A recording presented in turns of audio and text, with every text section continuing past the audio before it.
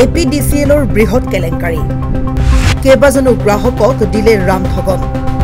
অভিযোগ দাখিল কৰিব অহাত গ্ৰাহকক অশ্লীল শব্দৰে গালিগালাজ হয় এয়া হৈছে তেজপুৰৰ অসম শক্তি বিতৰণ কোম্পানী লিমিটেডৰ কাৰ্যালয় প্ৰকৃততে কি হৈছে কাৰ্যালয়টোৰ লগত গ্ৰাহকৰ হাৰাশাস্তি ইতিমধ্যে তেজপুৰ চহৰৰ গাৰুৱানপট্টি ঠাইৰ প্ৰাৰ্থপ্ৰতিম নামৰ এজন গ্ৰাহকৰ লগত চলাইছে বিদ্যুৎ বিলৰ ডাঙৰ সংখ্যা এই ভুক্তভোগী গ্ৰাহকজনৰ মন্তব্য অনুসৰি যোৱা বছৰৰ 4 মাহ মিলাই প্ৰায় 70,000 টকা বিল পৰিশোধ কৰিছে যদিও বিদ্যুৎ বিল বেছি অহাত তেওঁলোকে তেজপুৰ APDCLৰ কাৰ্যালয়ত গোচৰ দিয়াত তেওঁলোকৰ ঘৰত বিদ্যুৎ বিভাগৰ ব্যক্তি ঘৰত গৈ মিটাৰটো খুলি আনে তাৰ কিছুদিন পিছতেই গ্ৰাহকৰ বিদ্যুৎ মিটাৰটো কি হৈছে বুলি তদন্ত কৰিব যোৱাত গ্ৰাহকৰ ঘৰৰ পৰা অনা মিটাৰটো হেৰুৱাই কাৰ্যালয়ৰ পৰা এটা পুৰণা মিটাৰ দি পঠিয়াবলৈ চেষ্টা কৰে ইতিমধ্যে এই পুৰণা মিটাৰটোৱে একেই পৰিস্থিতিৰ সন্মুখীন হয় প্ৰায় ফেব্ৰুৱাৰী মাহৰ পৰা আজি পৰ্যন্তলৈকে 23,000 বিদ্যুতৰ বিল অহাত গ্ৰাহকৰ মূৰত ৰামঠগন ফুটাইছে APDCLে উল্লেখ্য যে আজি পুনৰ তেজপুৰ APDCLৰ কাৰ্যালয়ত ভুক্তভোগী গ্ৰাহকজনৰ লগত কেইবাগৰাকীও গ্ৰাহক এনে অৱস্থাৰ সন্মুখীন হোৱাত স্মাৰ্ট মিটাৰ কথা ক'বলৈ আহিছিল আৰু বিদ্যুৎ বিল বেছি অহাৰ কথাৰ সোধাত APDCLৰ বিদ্যুৎ বিকাশ বাইলুং নামৰ কৰ্তৃপক্ষগৰাকীয়ে অশ্লীল শব্দৰে গ্ৰাহকক সকলোৰে আগত অপমান কৰে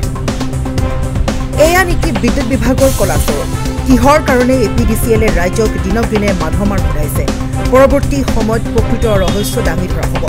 শেষত ভুক্তভোগী গ্ৰাহকজনে ন্যায় বিচাৰি সংবাদ মাধ্যমৰ আগত প্ৰতিক্ৰিয়া ক'লে শুনোৱা হওক মোৰ নাম পাৰ্থপ্ৰতিম শৰ্মা আৰু মোৰ ঘৰ গাৰুৱানপট্টি টাউনৰ মাজতে হয় আৰু মোৰ দেউতাৰ নাম প্ৰভাত চন্দ্ৰ শৰ্মা তেখেতৰ নামতে আছিলে অসুবিধাটো হৈছে আপোনাৰ যোৱা বছৰ 2023 চনত আপোনাৰ মোৰ ৭৫,000 টকা বিল আহে বিদ্যুতৰ বিল অহাৰ পিছত আমি SCB কৰ্তৃপক্ষক জানুৱাৰী মাহত আমি জনাইছিলোঁ তেওঁলোকক তাৰপিছত তেওঁলোকে ক'লে সেইটো নৱেম্বৰ মাহত তেওঁলোকে ক'লে মিটাৰটো আমাক চেকত দিব লাগে তো আমি মিটাৰটো চেকত দিলোঁ চেকত দিয়াৰ পিছত মিটাৰটো ইয়াৰ পৰা হেৰাই থাকি যেতিয়া আমি সেইটো সময়ত তেওঁলোকক আহি কওঁ যে আমাৰ মিটাৰটো পোৱা নাই ৰিপৰ্ট পোৱা নাই কিবা এটা আমাক উপায় কৰি দিয়ক তেতিয়া তেওঁলোকে ক'লে মিটাৰটো ইয়াত বিচাৰিছোঁ পোৱা নাই হয়তো আপোনাৰ মিটাৰটো হেৰাইছে আমি এটা মিটাৰ বনাই মানে এটা নতুন মিটাৰ উলিয়াই দিওঁ পিছত গৈ পেলাই দেখিলোঁ যে কোনোবা বেলেগ এজন মানুহৰ মিটাৰটো চেঞ্জিং মিটাৰটো আমাৰ তাত লগাই দিয়ে উইদাউট জিৰ' কৰি পেলাই তাত এটা ইউনিট আছিলে তাৰ ওপৰতে সেই মিটাৰটো আনি পেলাই আমাৰ ঘৰত ইনষ্টল কৰি দিয়ে আৰু ইনষ্টল কৰিবলৈ মই বহুতবাৰ কোৱাৰ পিছতে সিহঁতে ইনষ্টল কৰাৰ পিছত আপোনাৰ তাৰপিছত তেওঁলোকে কয় যে ৭৫,000 টকা আমাৰ বিল আহিছে তাৰপিছত আমি বহুত চেষ্টা কৰিলোঁ তেওঁলোকৰ লগত কথা পাতিলোঁ পতাৰ পিছত যেতিয়া নেমানিলে আমি লাষ্ট জানুৱাৰী মাহত আমি ৭৫,000 টকা পে'মেণ্ট কৰোঁতে তেওঁলোকক কৈছিলোঁ যে আমি যিহেতু মেগৰ মাৰিছোঁ আৰু আমাৰ সাধাৰণ এটা ফেমিলি 5জনীয়া ফেমিলি এটা আমাৰ AC চেচিও নাই তো পাৰ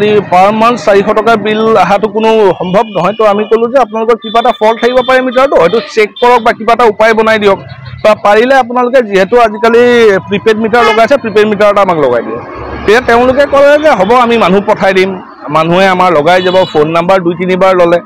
তাৰপিছত কোনো উপায় নাই এতিয়া যেতিয়া আপোনাৰ তেওঁলোকৰ ৰেভিনিউ টাইম আহিছে আজি 2-3 মাহ সিহঁতৰ মানুহ যাব বুলি আমি আশা কৰি ৰখি আছিলোঁ আৰু ইমান যিহেতু বিল আহিছে কাৰণ আগৰবাৰে আমি কৈছিলোঁ যে আমি উপায় নাপালে আমি বিলৰ পে'মেণ্ট আমি নেক্সট আৰু নকৰোঁ কাৰণ এইবাৰো আপোনাৰ 4-5 মাহত আপোনাৰ 23,000 টকা আহিছে এইবাৰত আমি নিদিওঁ বুলিয়ে কৈছোঁ যে আমি যেতিয়ালৈকে আমাৰ উপায় কৰি নিদিয়ে বা মিটাৰ ঠিক কৰি নিদিয়ে তেতিয়ালৈকে আমি বিল দিবলৈ আমি দিগদাৰ হ'ব কাৰণ আমি এতিয়া মিডিল ক্লাছ মানুহ এনেকৈ ইমান পইচা দি থাকিব নোৱাৰোঁ তো তেওঁলোকে যোৱাকালি ৰেভিনিউ যেতিয়া সিহঁতৰ সিহঁতৰ ওপৰত টাৰ্গেট পৰিছে টাৰ্গেটটো ঠিক কৰিবৰ কাৰণে তেওঁলোকে যোৱাকালি আমাৰ ঘৰত আহে লাইনটো কাটিব যাওঁতে আমি ক'লোঁ যে আমাৰতো যোৱা মাহত আমি এনেকৈ কৈছিলোঁ যোৱাবাৰ তো আমাক কিবা এটা উপায় কৰি দিয়ক তেতিয়া ক'লে SDO ছাৰ বা আমি AGM ছাৰৰ লগত কথা পাতিম তো আজি আমি SDM ছাৰৰ লগত কথা পাতিলোঁ তেওঁ ইমানেই অসভ্য টাইপত আমাৰ লগত কথা পাতিছে আমি ক'লোঁ যে ছাৰ আমাৰ ঘৰততো ইমান নাই আপোনালোকে চাই লওক লোড কিমান আছে তেওঁৰ নাম বিদ্যুৎ বিকাশ বাইলুং তেওঁ SDO আছে SDO থাকোঁতেও তেওঁৰ লগত এইটো হেৰিতে মই কথা পাতিছিলোঁ এটা সময়ত বহুত বেয়া টাইপত ক'লে কোৱাৰ পিছত তেওঁ কৈছে বোলে মই তোৰ ঘৰত কি টৰ্চ লৈ পেলাই যাম নেকি তই কিমান ইউনিট চলাৱ মানে তই একদম ষ্ট্ৰল কৰা টাইপত কথা পাতিছে তাৰপিছত যেতিয়া মই তেওঁক ক'লোঁ যে ছাৰ এনেকুৱা হ'লে কিন্তু মই ওপৰত কমপ্লেইন দিম এটা অশ্লীল ভাষা ইউজ কৰি পেলাই তেওঁ মোক কৈছে যি চিঙৰ ছিঙি ল'বি তেনেকৈ এটা অশ্লীল টাইপত তেওঁ কথা ক'লে কৈ পেলাই আমি আঁতৰি আহিলোঁ তো SDO ছাৰৰ তাত আহিলোঁ যে মিটাৰটো এতিয়া কিবা এটা কৰিব লাগিব মিটাৰটো চেকআপত দিওঁ তেওঁ ক'লে মই নোৱাৰিম 5 নম্বৰ ৰুমত যাওঁ 5 নম্বৰ ৰুমত ক'লোঁ যে মিটাৰ যোনে চেক কৰিব তেওঁ নাই মানে এইবাৰো ছেম তেওঁলোকৰ ৰেভিনিউটো উঠাব লাগে ৰেভিনিউটো উঠাৰ পিছত আকৌ আমাৰ ধোঁৱা চাগৰৰ তলতে সোমাব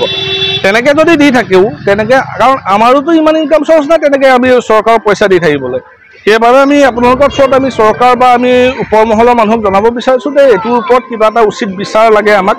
আৰু এই বস্তুটো আমাক ঠিক কৰিব লাগে। কাৰণ অকল আমাৰ লগত হোৱা নাই, ইয়াত আহোঁতে বহুতকেইজন ব্যক্তি পাইছোঁ তেওঁৰ লগতো ছেম।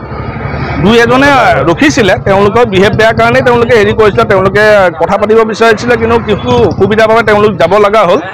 তো মানে এইটো অকল আমাৰ লগত হোৱা নাই, চবৰ লগতে হৈছে। আৰু বহুত মানুহে আমি কথা পাতোঁতে গম পাইছোঁ বহুত মানুহৰ লগত এই বিদ্যুৎ বিকাশ বাইলুং আৰু যি হালৈ বোলা যিজন মানুহ আছে SDO তেওঁলোকৰ মানে বিহেভটো বহুতেই বেয়া হৈছে।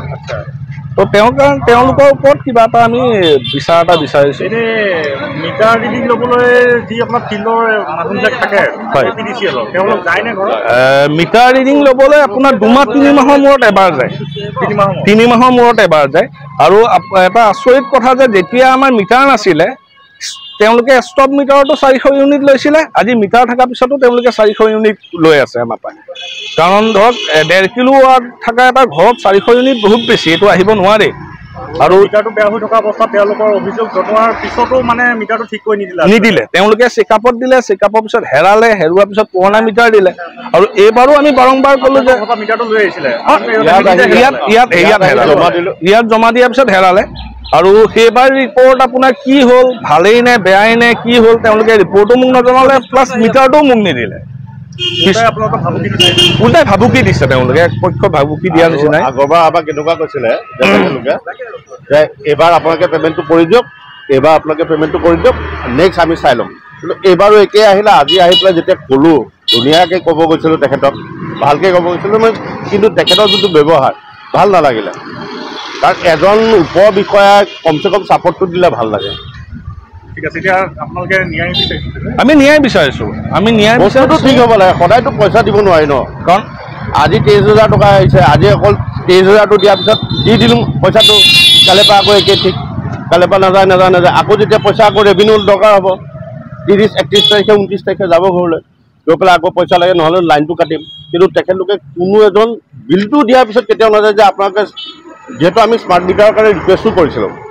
ৰিটাৰ্ণো দিছিলোঁ যে স্মাৰ্ট মিটাৰ এটা লগাই দিয়ক আমাক, সেইটোও নলগালে। কাৰণ আমি পূৰা ক্লিয়াৰ কৰি পেলাই কৈছিলোঁ যে এটা স্মাৰ্ট মিটাৰ লগাই দিয়ক।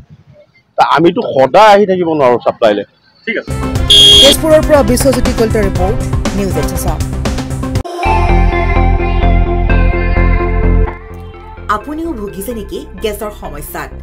গেছ আৰু লিভাৰ ৰিলেটেড সকলো সমস্যাৰ একমাত্ৰ সমাধান গেষ্ট্ৰচিটি। বদহজম, এচিডিটি, ফেটি লিভাৰ, পাইলছকে আদি কৰি ভিন্ন গেছৰ সমস্যাৰ সমাধানৰ বাবে কেৱল আপোনাৰ কাষত গেষ্ট্ৰচিটি।